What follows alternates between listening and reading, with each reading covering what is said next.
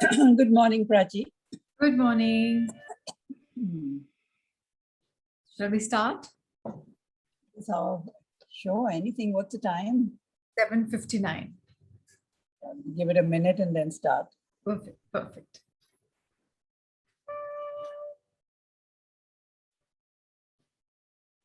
How have you been otherwise?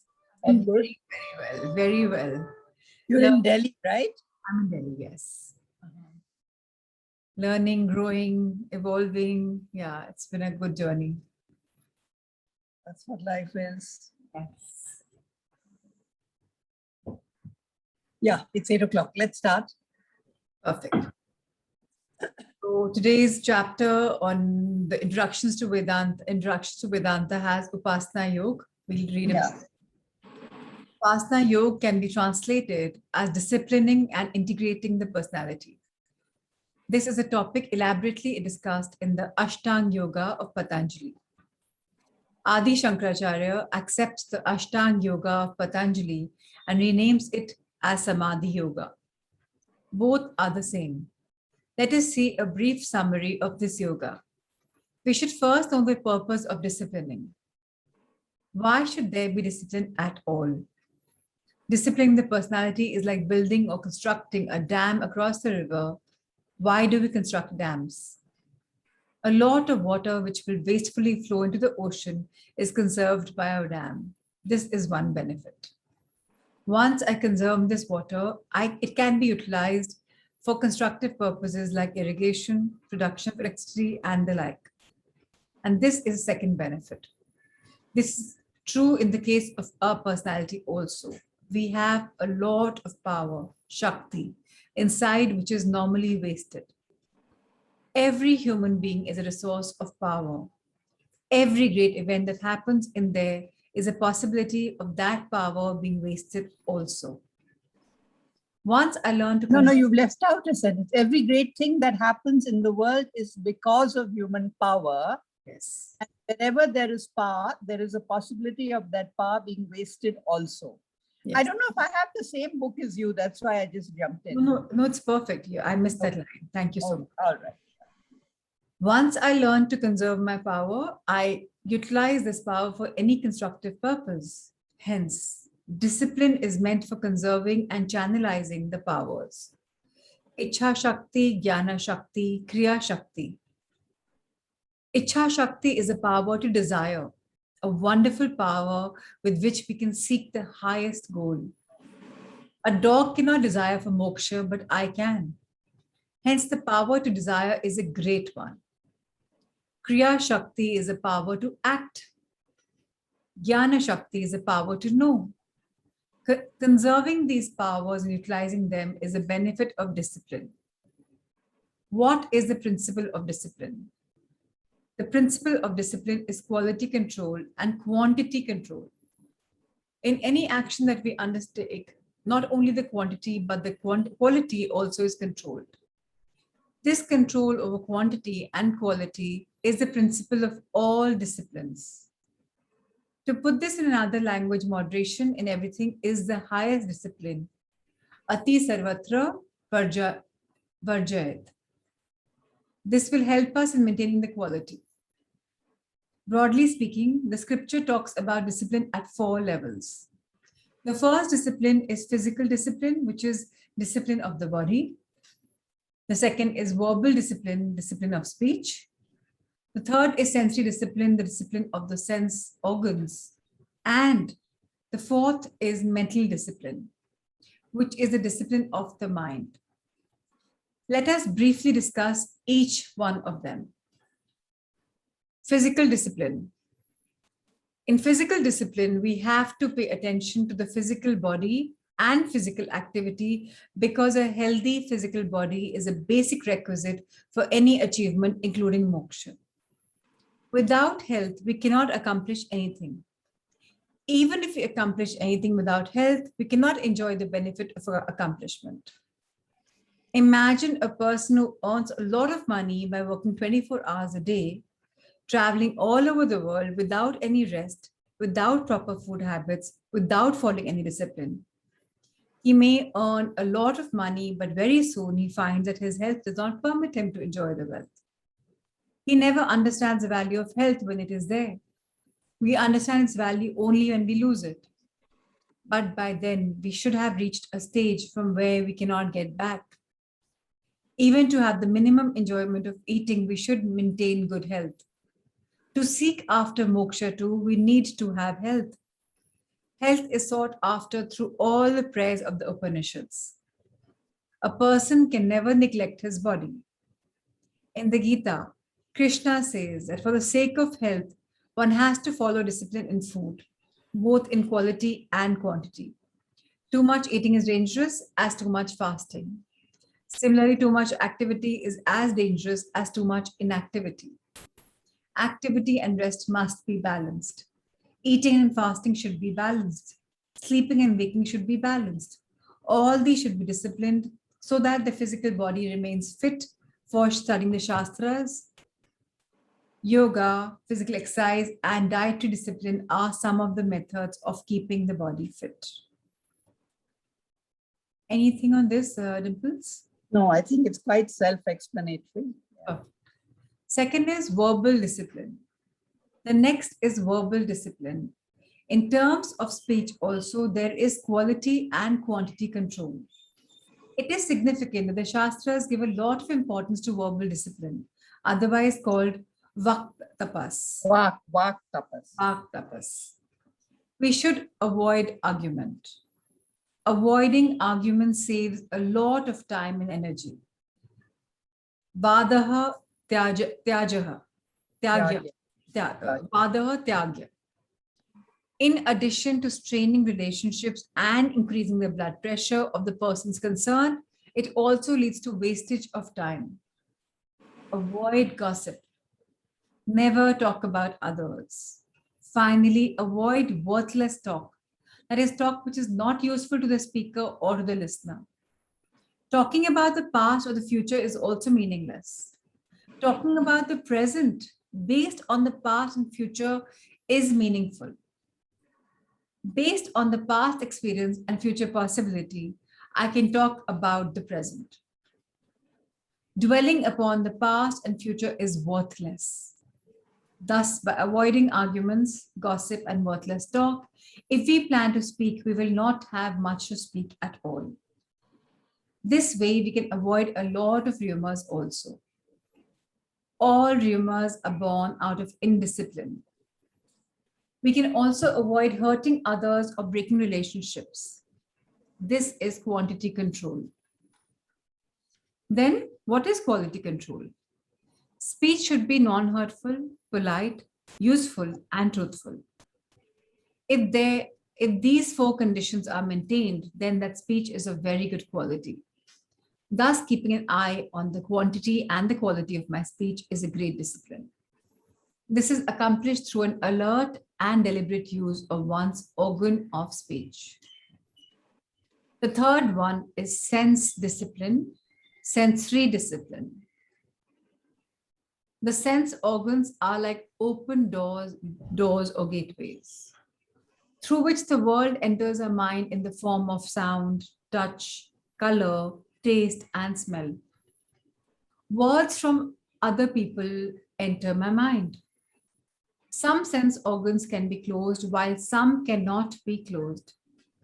For example, I can close my eyes, but I cannot do so all the time. I cannot close my nose.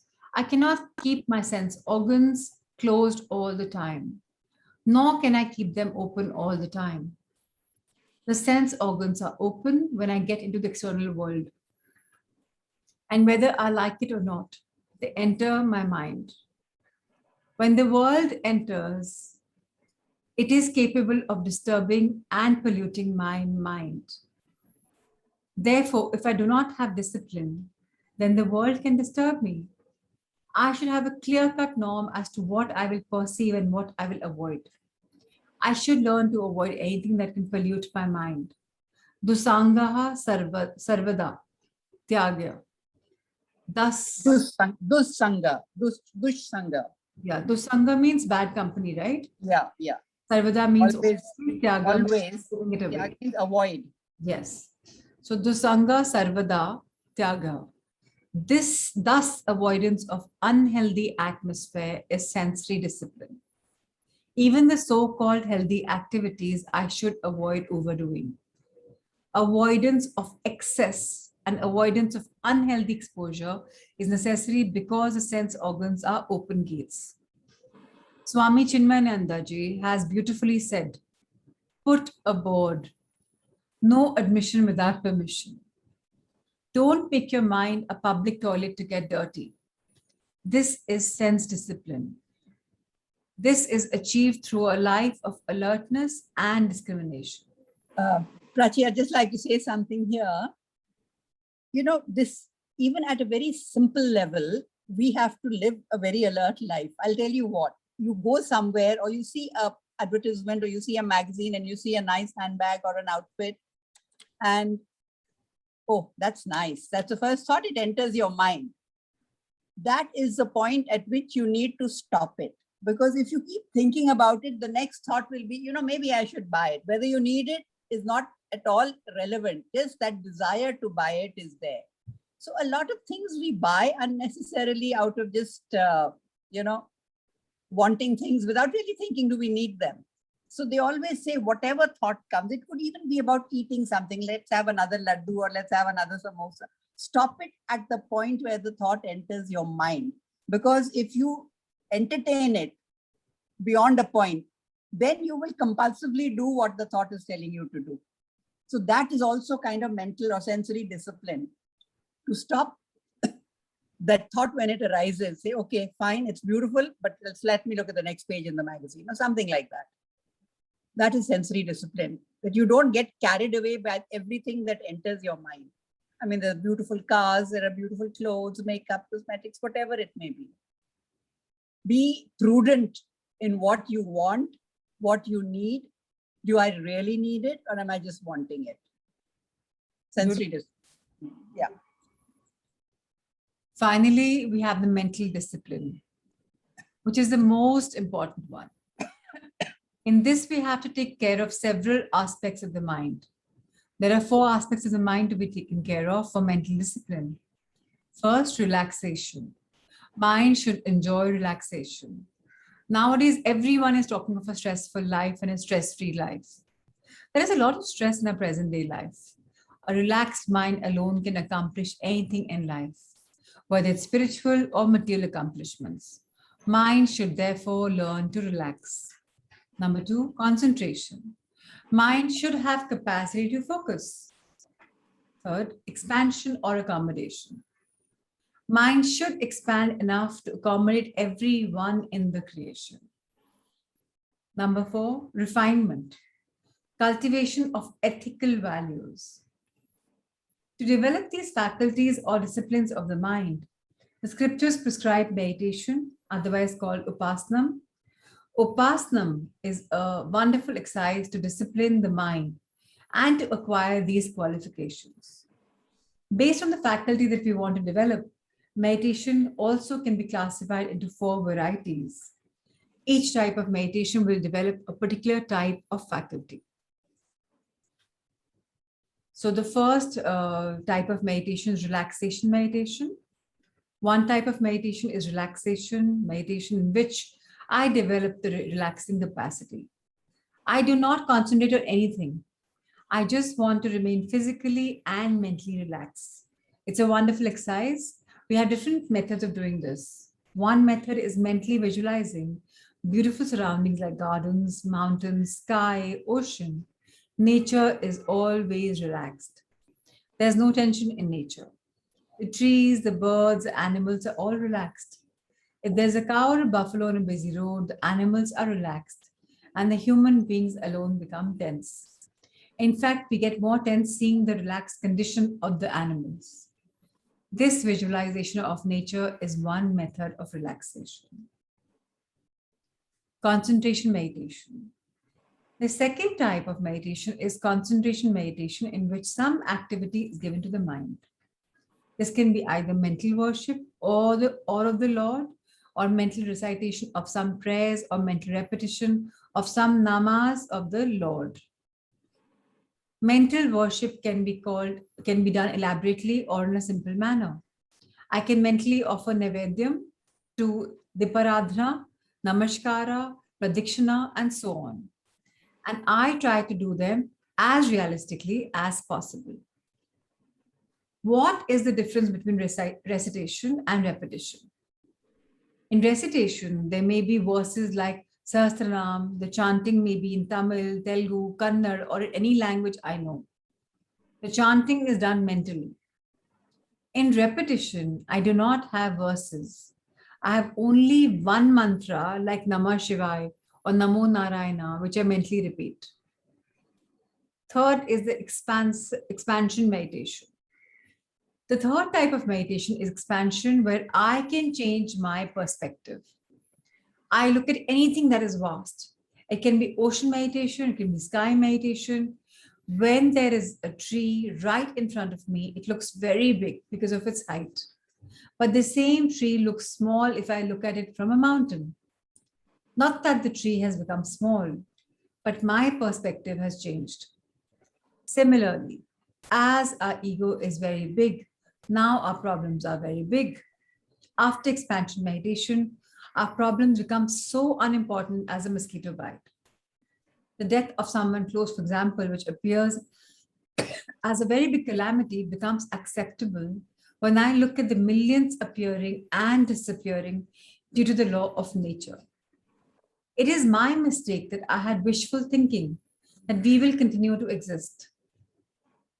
But if I look at the whole thing from the cosmic angle, life is nothing but the flow of one generation into another. Not only do I accept events of life, but also I learn to accept all things and beings. This is expansion of the mind. Meditation of totality is called Virat Upāsana or Vishvarupa Rupam Upāsana. It is beautifully described in the 11th chapter of the Gita.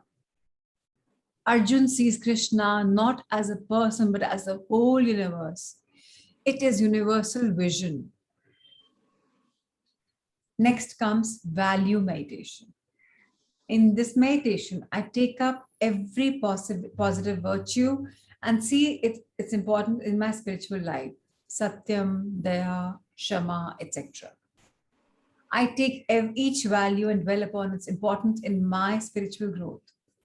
I also take the negative qualities like impatience, hurting other people, gossiping, jealousy, hatred, etc. and see how damaging these are to my spiritual life, how they create mental sickness and how they retard my spiritual growth. Having mentally seen the positive and negative aspects of these traits, I repeat to myself that I have the positive virtues. I say so even if I do not have them. I say that I am the embodiment of patience, of love, of compassion, and so on. I go on repeating. Even mere mechanical repetition will bring about a gradual change. It is said that when an ant moves on a rock, even though the ant is light, the rock is hard, the ant slowly and gradually erodes the rock. Similarly, if I go on repeating, I unknowingly imbibe those virtues which Krishna describes as Devi Sampat. Gradually, the unhealthy traits will go away. The unhealthy thoughts are called Asuri Sampat. Such a change is called refinement of the mind, which is a result of value meditation. These different types of meditation bring in a wonderfully disciplined mind, which is ready for the next stage of sadhana. In Kathopanishad, Kathopanishad. a beautiful example is given. Life is compared to a journey. The physical body is compared to a vehicle in which we do the journey. The sense organs are like horses, while the mind is like the reins and the intellect is compared to a driver. If the vehicle is not in good condition, there is risk of an accident. Therefore, I cannot afford to travel by such a vehicle if I want to reach the destination. Kathopanishad rightly says that one has a disciplined mind and is an intellect driver will reach the destination of moksha successfully. Thus, discipline is a second stage of sadhana, which we called Upāsana yoga. I just want to say something here. If you're wondering about why the mind and the intellect are being separated in this analogy, so what happens as we go further and we get into the Tattva Bodha part, this is only an introduction. What they call the mind is that the Sanskrit word they use is antakarna, which means inner instrument. So the mind has 4 functional divisions. There are no 4 separate parts. It is just that the functions of the mind are divided into 4. It's called mana, buddhi, ahankara, chitta.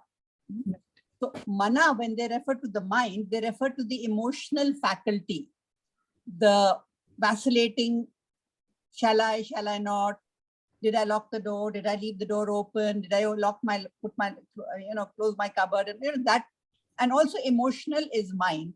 Whereas the intellect is the buddhi, which is described as the very decisive, discriminating faculty. Then ahankara in this case refers to the I am sense. It doesn't mean arrogance. It means that I exist. I am, aham. So that is ahankara. And chitta is memory. So there are 4 functional divisions done for our convenience of that one instrument, the mind. We call it the mind in Western parlance, but so when they're talking about the mind here is like the reins and the intellect is compared to the driver, they're saying the reins that control any emotional turbulence caused by the sense organs, which are the 5 horses. Right. So that is the difference that Shastra makes between the mind and the intellect. But generally we refer to the whole antakarna as mind. Yes. Thank you so much for this. Anybody, any questions? You know, I'm so, every time I read this Vedanta, I'm so amazed, Dimples. The Western world has completely, taken this, reformed them into their language. Repackaged it and sold it to us and we are buying it. Yeah, the affirmations is the value meditation. It's so beautiful that everything is back to our basics.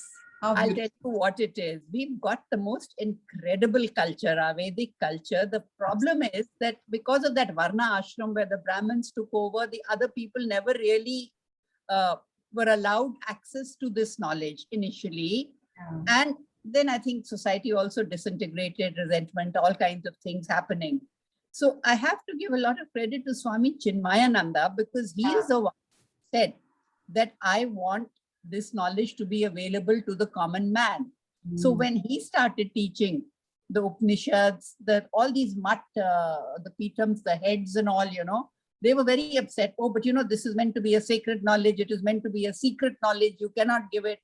So he laughed and said, don't worry.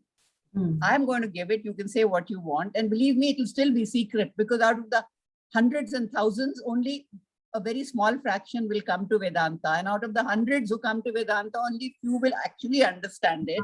So don't worry, your knowledge is going to stay secret.